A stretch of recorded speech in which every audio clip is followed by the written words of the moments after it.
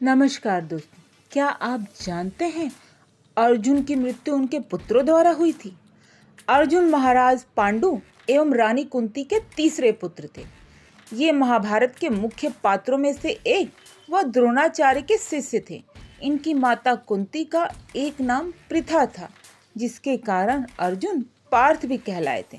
बहुत से लोगों को पता होगा कि अर्जुन की मृत्यु स्वर्ग की यात्रा के दौरान हुई थी, परंतु इसके पहले भी एक बार अर्जुन की मृत्यु हुई थी और वे पुनः जीवित हुए थे। इसके बारे में बहुत कम लोग ही जानते हैं। तो आइए आज हम आपको महायोद्धा अर्जुन से जुड़ी इस पूरी कहानी के बारे में डिटेल्स में बताते हैं। महाभारत युद्ध के समाप्ति होने के उपरांत एक दिन महर्षि वेदव्यास जी और श्री कृष्ण के कहने पर पांडवों ने अश्वमेध यज्ञ करने का विचार बनाया। शुभ मुहूर्त देखकर यज्ञ का शुभारंभ किया गया और अर्जुन को रक्षक बनाकर घोड़ा छोड़ दिया गया। वह घोड़ा जहां भी जाता अर्जुन उसके पीछे जाते। अनेक राजाओं ने पांडवों की अधीनता स्वीकार कर ली, तो वहीं कुछ ने मैत्रीपूर्ण संबंधों के आधार पर पांडवों को कर देने की बात मान ली। किरात, मलेच्छ व यवन आदि देश के राजाओं द्वारा यज्ञ को घोड़े में रोकना चाहा, तो अर्जुन ने उनके साथ युद्ध करके उन्हें पराजित कर दिया। इस तरह विभिन्न देशों के राजाओं के साथ अर्जुन को कई बार युद्ध करना पड़ा। यज्ञ का घोड़ा घूमते घूमते मणिपुर पहुंचा।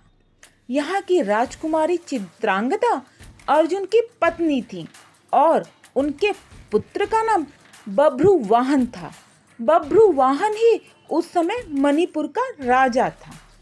जब बभ्रुवाहन को अपने पिता अर्जुन के आने का समाचार मिला, तो उनका स्वागत करने के लिए वह नगर के द्वार पर आया। अपने पुत्र बभ्रुवाहन को देखकर अर्जुन ने कहा कि मैं इस समय यज्ञ के घोड़े की रक्षा करता हुआ तुम्हारे राज्य में आया हूँ, इसलिए तुम मुझसे युद्ध करो। जिस समय अर्जुन बभ्रुवाहन से ये बात कह रहे थे, उसी समय नाग कन्या उलूपी भी वहां आ गईं। उलूपी भी अर्जुन की पत्नी थी। उलूपी ने भी बभ्रुवाहन को अर्जुन के साथ युद्ध करने के लिए उकसाया। अपने पिता अर्जुन व सौतेली माता उलूपी के कहने पे बभ्रुवाहन युद्ध के लिए तैयार हो गया। अर्जुन और बभ्रुवाहन में भयंकर युद्ध होने लगा। अपने पुत्र का पराक्रम देखकर अर्जुन बहुत प्रसन्न हुए। बभ्रुवाहन उस समय युवक ही था।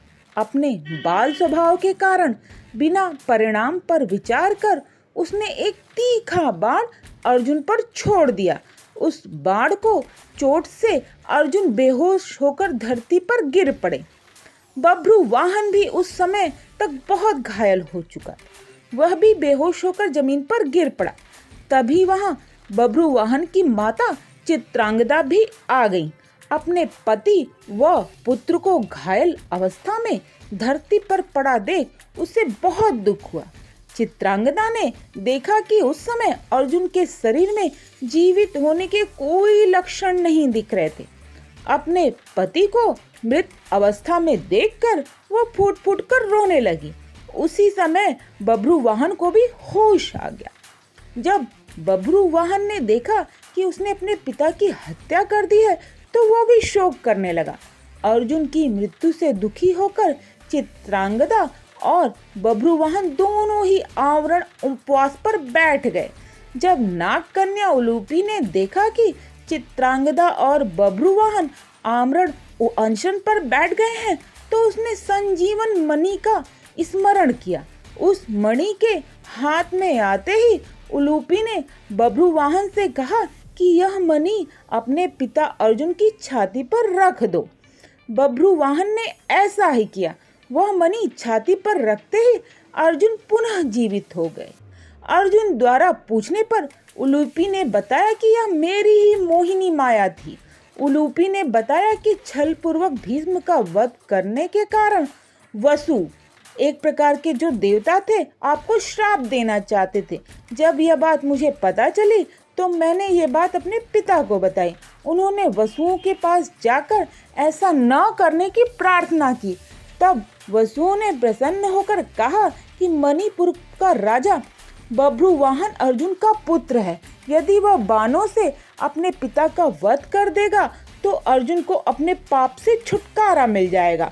आपको वसुओं के श्राप से बचाने के लिए ही मैंने यह मोहिनी माया दिखलाई थी। इस प्रकार पूरी बात जानकर अर्जुन, बभ्रुवाहन और चित्रांगदा भी प्रसन्न हो गए। अर्जुन ने बभ्रुवाहन को अश्वमेध यज्ञ में आने का निमंत्रण दिया और पुनः अपनी यात्रा पर आगे के लिए चल पड़े। तो ये थी महाभारत से जुड़ी हुई एक मज़ेदार घटना। ऐसी ही मज़ेदार घटनाओं के बारे में जानने के लिए प्लीज़ मेरे चैनल को सब्सक्राइब करें।